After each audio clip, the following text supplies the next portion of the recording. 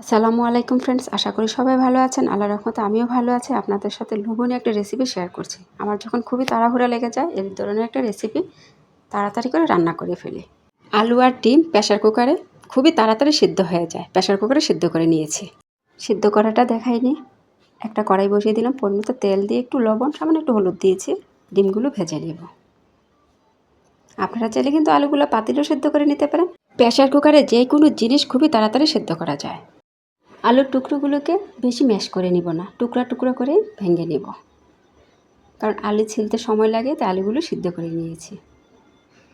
টুকরা করা হয়ে গেছে, আর এদিকে ডিমও ভাজা হয়ে গেছে। তুলে নিয়েছি ডিমগুলো। এই আলুগুলো কড়া করে ভেজে নেব। ডিমের তেলের মধ্যে সামান্য একটু হলুদ দিয়েছি, ভালোভাবে ভেজে নেব। এভাবে ভেজে রান্না করলে খেতে অসাধারণ হয়। আলুগুলো ভাজা হয়ে গেছে। এই কড়াইতে আরেকটু তেল দিয়ে দিলাম, আর পেঁয়াজ কুচি কিছুক্ষণ ভেজে নরম করে নেব। মশলা কষানোর জন্য পানি দিয়ে দিলাম। এখন একে একে মশলা অ্যাড করব। রসুন বাটা দিয়েছি, হলুদের গুঁড়া, মরিচের গুঁড়া, স্বাদ মতো লবণ, ধনিয়ার গুঁড়া, জিরার গুঁড়া। এখন মশলাটা ভালোভাবে কষিয়ে নিব।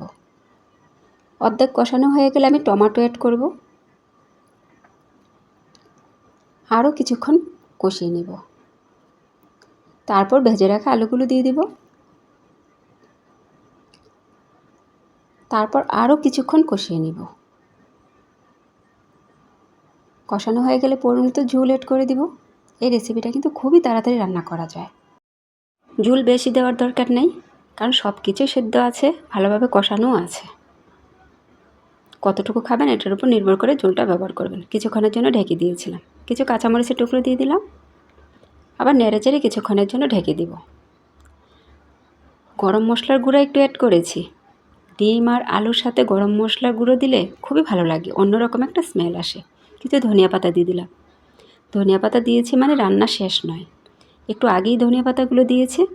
নেড়েচেড়ে আরও কিছুক্ষণের জন্য ঢেকে রেখে দিব, যেন ধনিয়া পাতাটা পুরো তরকারির সাথে মিশে যায়। একটু নেড়েচেড়ে চুলাটা অফ করে দিব। এখন পরিবেশনের পালা। এই রেসিপিটা গরম গরম ভাতের সাথে খেতে অসাধারণ, এমনকি রুটির সাথেও খেতে পারবেন।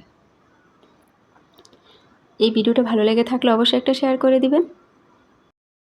আমি এই রেসিপিটা প্রায় রান্না করি, এমনকি বেশি তাড়াহুড়া লেগে গেলে এই রেসিপিটা তাড়াতাড়ি করে রান্না করে ফেলি। এই রেসিপিটার সাথে কিন্তু আমি কলমি শাকও ভাজি করেছি, একটা ভর্তাও বানিয়েছি। এতক্ষণ ভিডিওটা দেখার জন্য অসংখ্য ধন্যবাদ। আপনাদের মাঝে আবারও চলে আসবো নতুন এক ভিডিও নিয়ে। ততক্ষণ সবাই ভালো থাকবেন। আল্লাহ হাফেজ।